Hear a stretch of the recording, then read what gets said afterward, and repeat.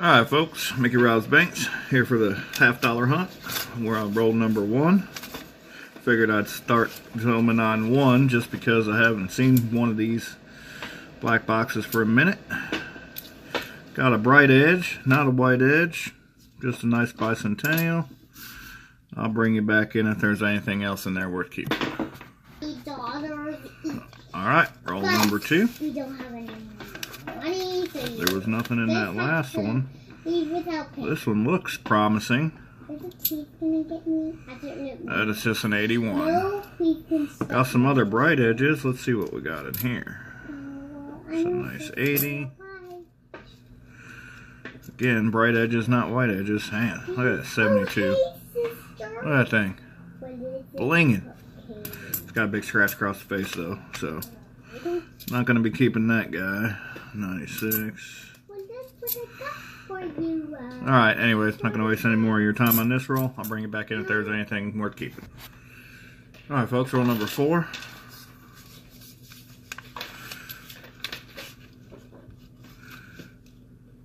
Just some bright edges, not any white edges. We'll check this one here. It looked real nice. It's just an 80. I'll bring it back in if there's anything worth keeping. Alright, well, it may have been a little bit since I opened halves, but I still haven't learned how to count. Said roll number 4. This is roll number 4. That was roll number 3. Again, I got a bunch of bright edges, but I don't see any white edges. We got a fat one. Could be a proof. Nope.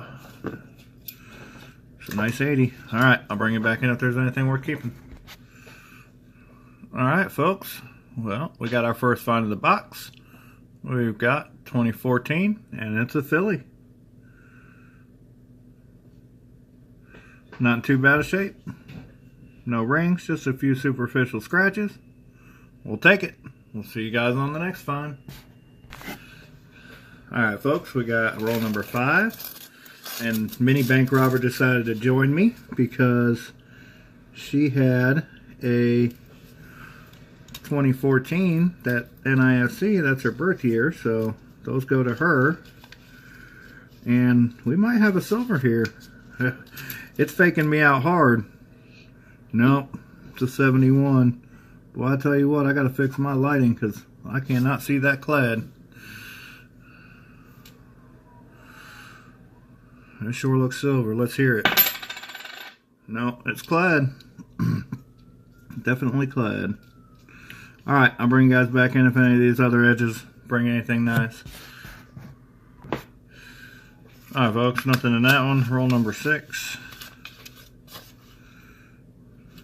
Man, I'll tell you what, my lighting is not the best today. Let's see what I got going on here. I got to figure something better out here. Alright. That's a little better.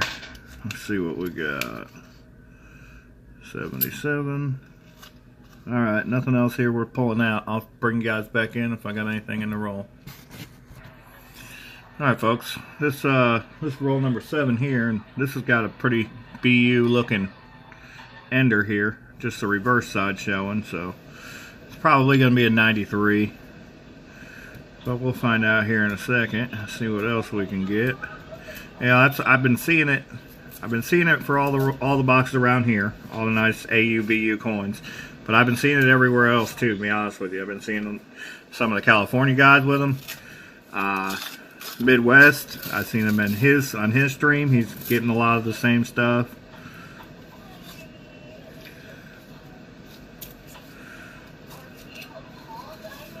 Alright, I got 2 here, and this one I think is going to be approved. 1980. Man, them 80s are so thick. 1980. Alright, let's see what that AU looking back reverse was. Yeah, it's a 73. Look at the front of that thing. I mean, brand new looking coins. I tell you, a lot of these will upgrade my album, and that'll be nice. Maybe we'll have to do a video on that soon. But anyway, no silver unfortunately on these rolls so far. We'll bring you back in when we get a find. Well, folks, I brought you back in because, yeah, I decided to keep these two. That got some AUBU coins right there, so I'm going to hold on to those. I also got this. You guys can see that, right? I don't know if somebody painted that edge. I got to weigh this and see what's going on, but it sure looks like a 40% to me. It kind of sounds a little off, too, so I'll have to weigh it and see what's up. It is a 71, so it could be a wrong planchet error, but I doubt that. Probably just something else that I'm not seeing. But anyways, I'll let you know about it later. Alright folks, roll number 11 here. And we've got an AU 1971. Got 2010 NIFC Philadelphia. And a 2005 Denver NIFC. We'll bring you in on the next find. Alright folks, roll number 13, and we got an AU 72. And normally I wouldn't show these, but these are in such good shape that I have to, and I'm keeping them. And I got a 2004 NIFC, it's a Philadelphia. I don't know if there's some paint on this, if there's something wrong with the finish, or what, but it looks a little different. Anyways, it's an NIFC. We'll bring you in on the next one. Alright folks, roll number 15. And it's hard to tell on camera, but this is a AU 80, 1980. And it's got some crazy yellow toning, gold toning to it.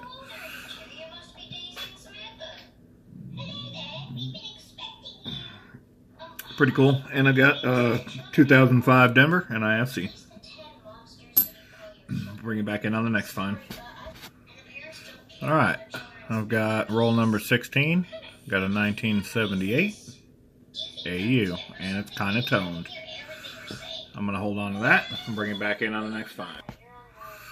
Alright folks, roll number 21. I figured I'd bring you back in here. So I'm getting so many of these 1980s. Wow. Man, there's some of these. So I get none in, out there's one. There's so many of these 1980s. I wonder if somebody didn't have a couple uncirculated rolls that they dumped. Let's see what this guy in the middle is. 72. Looks very promising from the outside. Just real dark edge. Couldn't see the copper layer. Don't see anything else for sure. Another 1980. I'm wondering if that's going to change and I get something different here. Here we go, 2011 NIFC.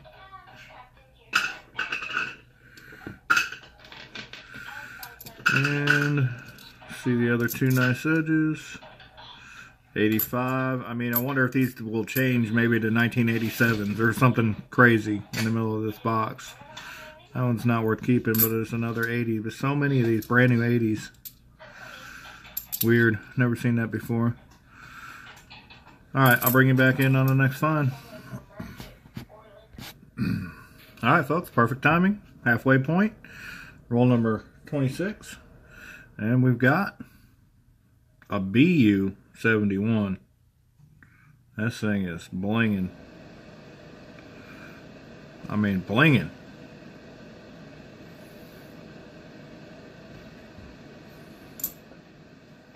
And then we got 2006 Philadelphia NIFC. Not too bad shape either. We'll bring you guys in on the other side of the box in our next find. Alright folks, we are at roll number 40. And this is why we hunt. Alright folks, roll number 40, and we have reason why we hunt. This is, I thought this thing was a 93. It looks brand new. I mean, it's brand new. There's still metal shavings coming off of this thing. It's so new. And it's a bicentennial. Now, some of these bicentennials, you get them up in the upper grades, they can be worth quite a bit. So definitely worth more than the 40% for sure. even at the $3 MS65. But I'm pretty sure we can get that out of this. It looks beautiful. We're going to take that. Also, I had to find a little few rolls back. I just wanted to show you real quick. In 1977. And this thing is crazy toned. I got rainbows, greens, browns, blacks, reds, all kinds of rainbow toning on the back side of this. And it's around on the front side too, just about as well. So we'll bring you in on the next find, but super killer bicentennial here. And I have stacks of AU coins up here. Y'all see all that in the wrap up. All right. And oh, well, I'm sorry. I forgot to bring you guys back in for this. So my daughter, she keeps telling me to turn off my bedroom light or close my bedroom door because she's scared of the dark. So I brought her in there with a flashlight so I could show her that there was nothing to worry about, nothing to be feared in the bedroom. She said, it's under the bed. So we got the flashlight and we started looking under the bed. Now this was not under the bed, but it was under the nightstand next to the bed. This is my Cuban link chain. It's silver, and I've got the silver cross that I put on it as well. Background story on this. First of all, I've been missing this for over a year. I haven't seen this for over a year, since Christmas of last year when I went on vacation. I missed my whole shave bag since then. Anyways, sorry I got interrupted there. We've got, this thing hasn't seen the light of day, and there was some kind of oil in there from my shavers, and it got, as you can see on the glove, it got on the charm. So I'm gonna have to take this back in and get it cleaned again. But this is almost 2 ounces of silver here, and that's the only piece of jewelry I've ever owned. I bought this. The only piece of jewelry I own, and I bought this. I bought the chain before I decided to turn my life around and change what I was doing. I wasn't living life to the fullest, to say the least. I'm not going to get into detail on that, but I bought this and I bought the chain before I decided to change my life, and it was kind of a symbol of change that was going to happen in my life, and it did happen. And this chain wasn't as big when I bought it. It was a smaller chain, and the cross wasn't as big when I bought it either. It was a smaller cross. But after I come out of the other side of the radical change that I've made in my life, I decided to go ahead and upgrade that symbol of, change and make it something, something that I would never forget. And I did. And last year, I went on vacation to Florida, and I came back, and when I came back, it was missing. I couldn't find it. And then I had some problems with my significant other at the time, and she ended up taking off, and when she did, I thought this was gone forever, because I thought she took this with her. There was some other things that I had that came up missing as well. So anyways, I'm super glad that I found that. That's a big score for me because I was going to replace it, so that would have cost me probably $200 to replace it, even though I got it for significantly less than that. But super happy that I found it. I'm gonna get it clean, and I'll be wearing this again as my good luck charm, which I do on a regular basis, whenever I go out or anything that I do. So whenever I'm not at work, I just don't wear it to work because I don't want to get tarnished while I'm working. So anyways, great find here. It's not something I found in a roll, but I found my silver, the only jewelry I'll wear. I don't have any piercings. I don't have any other reason to wear jewelry. This is the only piece that I wear. I enjoy it. Hopefully we'll find some silver in this roll. Even if we don't, we've got a great find here, and we're going to find some more, I'm sure. We'll see you guys in the next find. Alright folks, roll number 50. I'm trying to crack into this thing. It's just tearing terribly, as the last few rolls have. I haven't found any NASCs or any silver or anything like that. Just finding these. That's a nice toned 80. I'm just finding these AU clads. AU clad. Non-stop.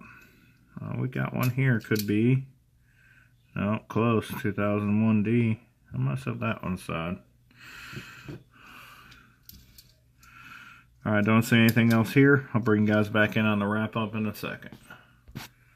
Alright, well, we did get a find in that last roll. Finally, another NIFC 2006 Philadelphia. And we'll bring you in on the wrap up here in a second. Alright, first part of the wrap up is the NIFC section. When we have the 2004, two 2005s, two 2006, the 2010, 2011, 2014, and not the NIFC, but we have the AU or the BU Bicentennial. Okay. Now I'll bring you in on the rest of them here in a sec. Alright, and for the rest of the box, we have AU Clad 71. Got 4 of those there. 272s. I've got 5 or 6. 1, 2, 3, 4, 5, 6. 73s. 274s to check for the DDO for sure, and because they're AU.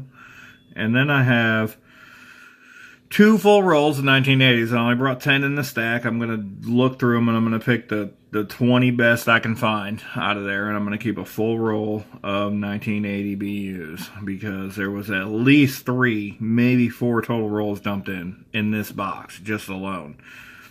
And then I have some crazy tone coins. 1980. One of them is a 1980. That makes the 40th BU 1980 that I found.